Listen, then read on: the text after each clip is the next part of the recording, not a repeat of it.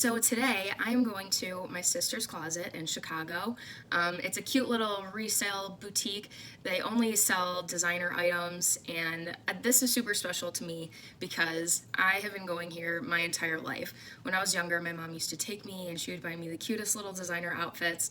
So I'm definitely very, very happy to be doing this. I actually spoke with the owner, Joanne, yesterday on the phone, and she was so incredibly sweet to me, super excited for me to come in. And she said it was a little chaotic this week because of all the holiday items that they have coming in, but she is super excited for this, and yeah, so we shall see how it goes.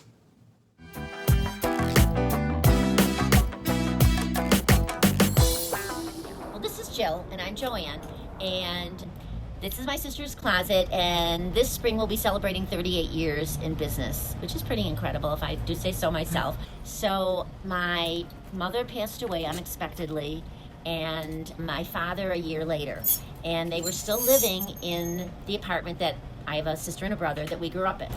My uncle, who owned the building, wanted to rent the apartment. My sister and I had to clear out this apartment. So we would meet on Tuesday afternoons, and we would box everything up. And Tuesdays ended up being much more than just packing up my parents' apartment.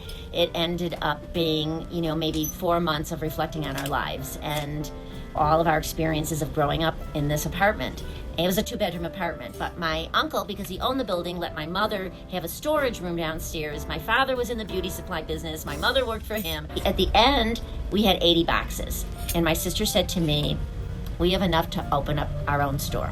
At the time, I was a single mom. I was teaching part-time. I said, I cannot open up my own store. I mean, who did that? So the older sister says to me, if you don't want to do it, I'm doing it without you. So I said, okay. Then we started looking for a store, and I ended up really wanting to do this. So after being rejected from a multitude of locations, we ended up buying a women's dress store that was down the street to get into a store, and we called it Vintage Clothing and Home Decor. And we opened up this store with maybe 20% brushes, blow dryers, shampoo, conditioner. My sister ended up going back to school to become a social worker. I ended up still being passionate about this business.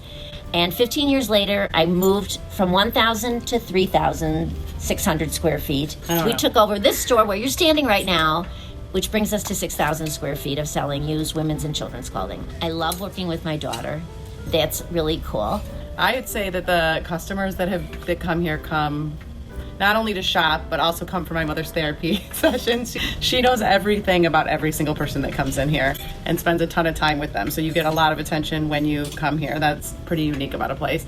And also the things that we carry, because we go from children's newborn all the way to plus size and everything in between. And also we're Gap to Chanel and everything in between. So the variety of stuff, not only in sizes, but in brands and everything else. Well, everything we say is less than 2 years old, obviously, unless it's vintage. No spots, no pet hairs, no odors, because when other people try it on, they don't want that odor to be on, so we're pretty strict about all those things. Sometimes something will be more than 2 years old. Maybe it'll be 10 years old, but it's so wild and crazy that somebody's gonna love it. And I also try to keep up with what's popular, and I try to keep informed.